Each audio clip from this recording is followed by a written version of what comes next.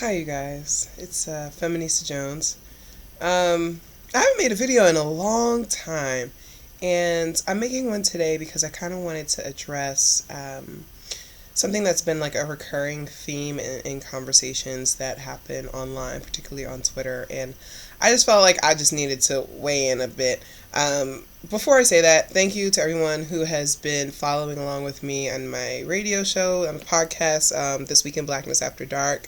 Thank you for those who read my articles in Ebony and who are really just kind of supporting everything that I'm trying to do. I really appreciate that. So anyway,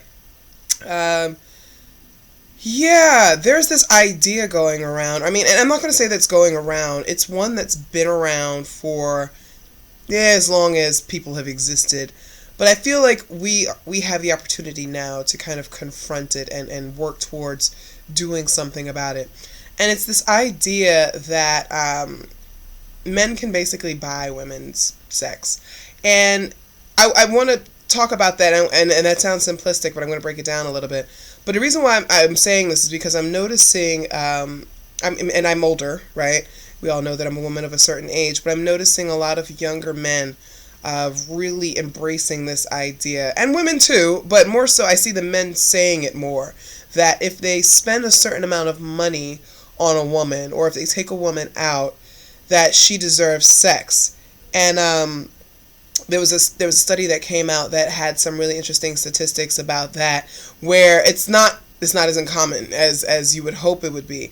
Actually, there are many men who believe that if they take a woman out on a date and they pay for it, I think it was like 20%, 25%, felt that they should get some kind of physical reward afterwards.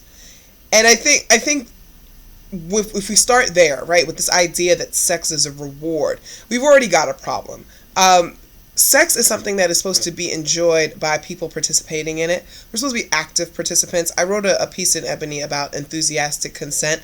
You really should try to have the kind of sex that you are enthusiastic about, that you're happy to be participating in. You're not reluctant. You're not feeling obligated. None of those kinds of things.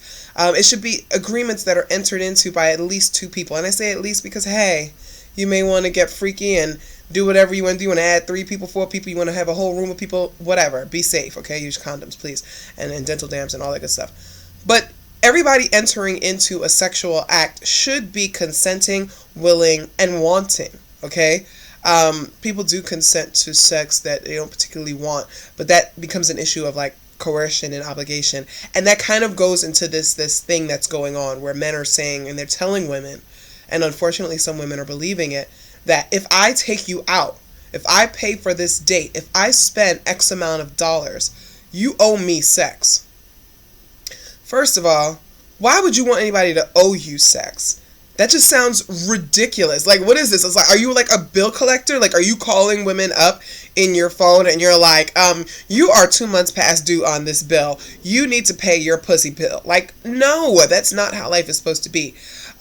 I saw today that a guy said, you know, if I'm spending $40 on you and I'm spending the same on me, you got to give me some sex, because I'm not balling out for nothing. First of all, no shade, no judgment, but spending $80 on a date is not balling out.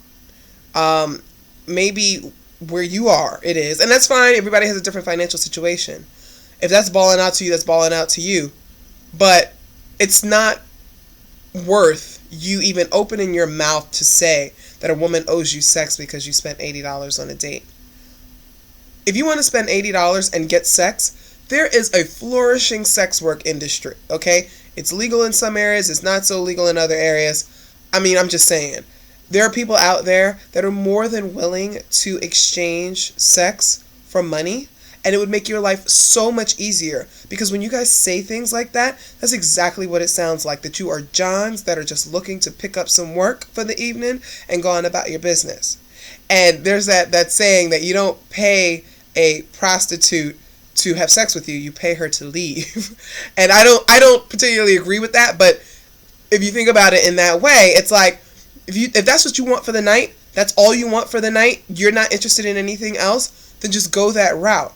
But if you are someone who is going on a date because you actually want something more from a woman than just sex, you want to get to know her, you want to have great conversation and things like that, then never should it enter your mind that she owes you anything.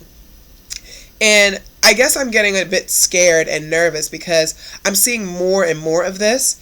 And I think it speaks directly to some people's feelings of being like disenfranchised and disempowered. Like there's a lot of men who are feeling, especially with the way the economy is going, that they aren't as powerful, or they're feeling powerless, and maybe they're having, financial issues or what have you. Maybe they're projecting a lot of that.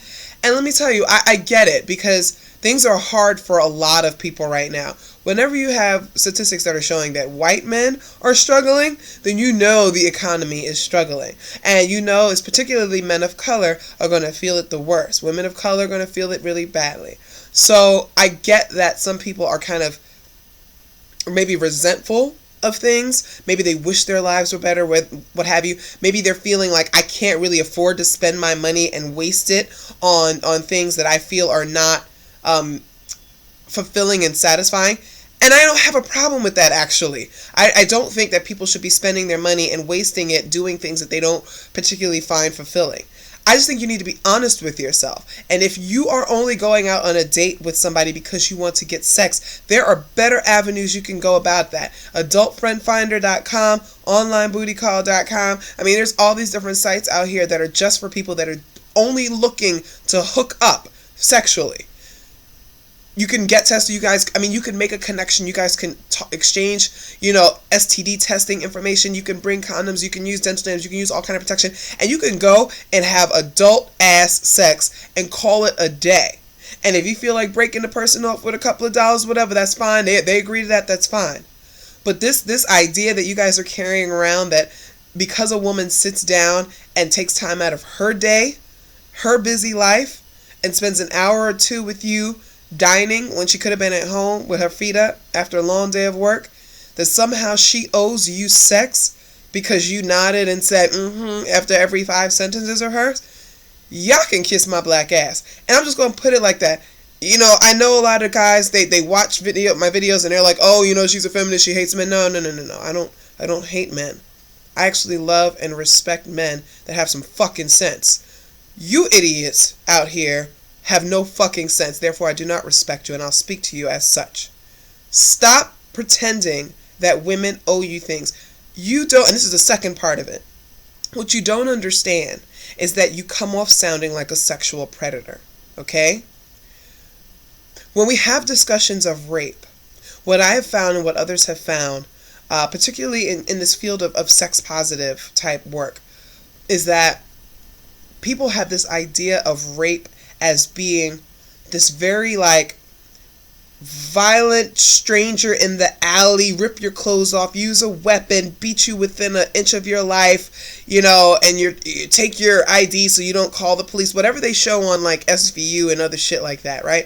And so when you're talking to some men about rape, they're not even considering that they could possibly be rapists or sexual predators because they don't engage in things like that.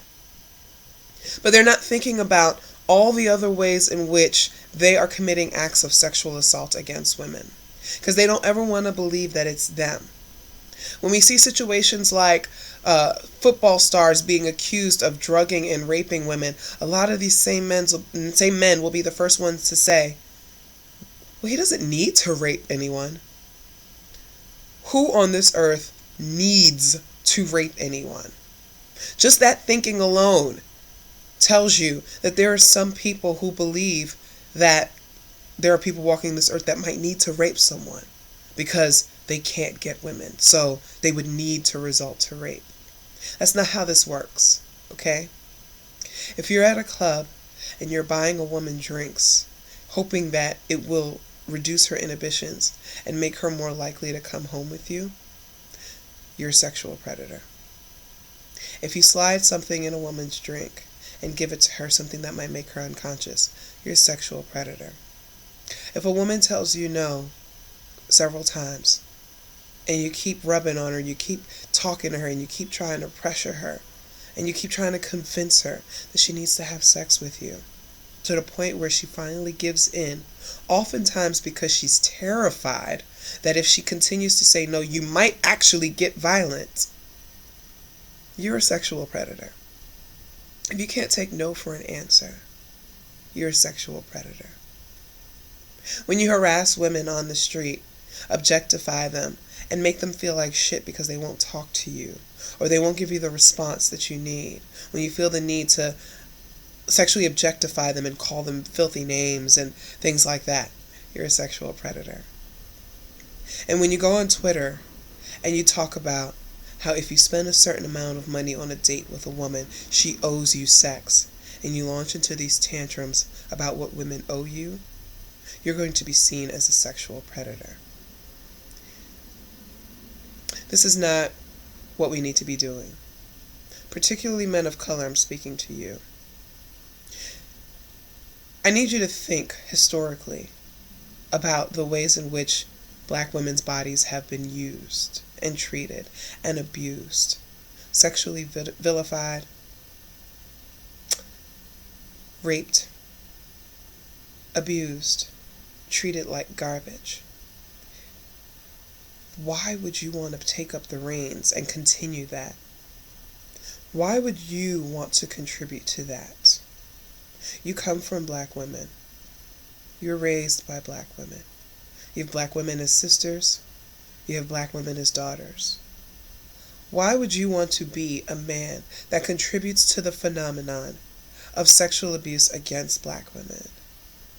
And if you think that that's okay, you think it's okay to use women and dump on them and treat them like objects just here for your sexual pleasure, do that with people that are willing and able to negotiate with that. Because some women, they sell themselves as sexual objects. That is the choice they make. That is what they want to do, and they are available for you. But that's not who you're doing it with, because you don't want to go and pay for a sex worker because you think that that's dirty. You think that that's wrong. You think to yourself, why would I need to pay for sex? I ain't never paying for no pussy. And yet, you come back with the, well, if I spend this money on you, you owe me sex. So you are actually trying to pay for pussy and call it something else. I want y'all to think a little bit more about where that's coming from, what's lacking inside of you, what power you lack, what sense of maturity and sense of self you lack, what sense of love that you lack for yourself and for the women around you, the lack of respect you have. Somebody may have hurt you in the 3rd grade, somebody may have hurt you in the 9th grade, maybe your high school sweetheart dropped you for a guy that looked better than you or whatever. Maybe a guy that was uglier than you. It doesn't matter. You still carrying that with you and you still resent women, and that's okay. You need help. But don't let that turn you into a sexual predator. And to the women that are listening, I've been there. I know what it's like to feel trapped by a guy who just will not take no for an answer. And you feel like, fine, I'll just do it, because if I don't, this could get violent. Or if I don't, he just won't leave me alone. You don't have to give into it, okay? You do not have to be coerced into having sex that you don't want to have. You don't owe a man any kind of sex simply because he took you out. I don't care if he flew you out. If you feel that way, I'm the kind of person, I probably would not accept a man's plane tickets if I didn't know him on that level and wasn't interested in having sex with him myself. That's me. But you're under no obligation to do that. And don't let a man tell you otherwise. You make the choices that you want to make for your own life, and you act accordingly. Don't let somebody hanging money over your head tell you or make you feel like you're obligated. You are not here to be bought. Unless that's, of course, the choice of career that you make. I'm just saying this because I'm getting really nervous. I don't like where this is going. And I find it interesting that a lot of the same guys who feel this way are the first ones to be raising that black power fist, talking about racism is killing us and people are just shooting us and things like that. But they're not thinking of the acts of terrorism that they are committing against women, the ways in which they are waging psychological warfare on women.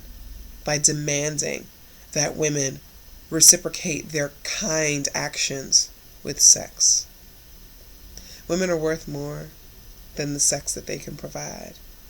We're worth way more than just being some pussy ticket for you. Okay? And if you can't really deal with that, you can't really get that, bro, you got a lot to learn about this world.